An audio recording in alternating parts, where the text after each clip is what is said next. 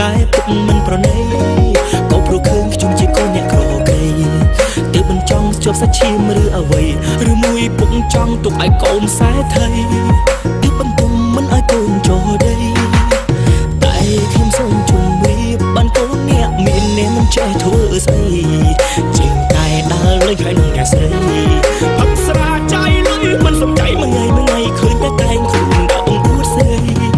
តែបើពុំទុកដាក់មកឲ្យខ្ញុំវិញខ្ញុំសូមស្រឡាញ់ថ្នាក់ចង់ថែមួយនោះលោកស្រី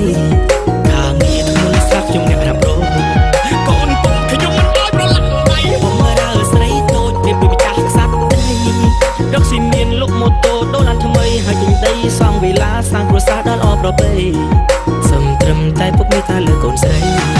យកខ្ញុំធ្វើកូនស្រីឆ្លងឆ្នាំថ្មីខ្ញុំនឹងគោរពប្រតិបត្តិរាល់ថ្ងៃទោះខ្ញុំក្រក៏ខ្ញុំមានភក្តីមានគំនិតមានវិជ្ជាថ្លាថ្លៃ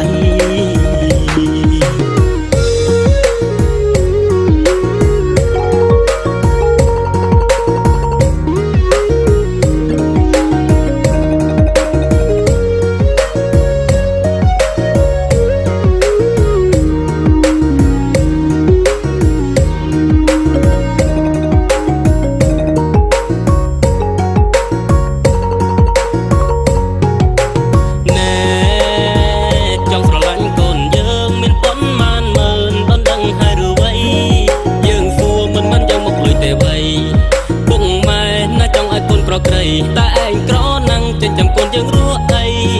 បានគ្នាឲ្យប្រយ័ត្នអត់អីឆៃយកអ្នកមានស៊ីអង្គ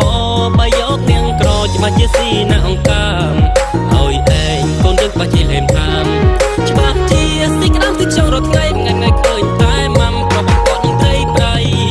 តែបើទុកឲ្យកូនអ្នកមានវិញដេកស៊ីស្រនំខាចៃលុយឡើងពេញដៃនៅផ្ទះព្រៀបលេឲ្យសាច់បត់ថ្ងៃចង់ធ្វើកូនប្រសាយើងឯងទុំដូចស្រមៃតើតែឯងខំធ្វើការមានដុល្លារហើយទិញឡានសង់វិឡាទើបបានយើងព្រមលើកូនស្រីនិយាយនេះមិនមែនយើងលើកកូនស៊ីតែធ្វើនេះចង់ឲ្យកូនស្រថ្លៃបើឯងពិតស្រឡាញ់កូននឹងស្មងភក្តីឯងពុំបានតែសំដីធ្វើឲ្យយើងឃើញចាំនិយាយ